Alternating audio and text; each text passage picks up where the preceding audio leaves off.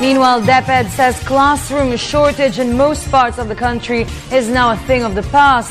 It also reported that several other education requirement backlogs have been addressed. Aya Macalma with the details.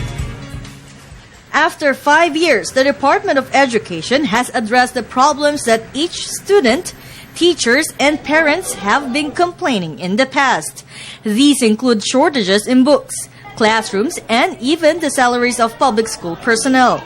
Ang ating pong pamahalaan, Pangulong Noynoy Aquino, kalihim Brother Armin Luistro, issue ng kakulangan ng guro, tinutukan, gumawa ng sapat na dami na tinatawag nating teacher items.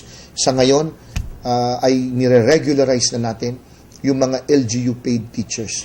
Assistant Secretary Tonicito Umar, they were able to produce books for each student for each subject as well. Starting from elementary and high school, students will have their own books, while more than 61,000 new teachers will start their jobs this school year 2014-2015. They will implement the concept of the local government by paying the qualified teachers like the same amount of the ordinary teachers. Ang ating pamahalaang lokal, under the local government code, has the mandate to provide quality basic education to our children. Kasama rin sila dyan sa mandato na yan. Umali also stressed that the government has addressed the classroom shortage nationwide, except in areas devastated by man-made and natural calamities late last year.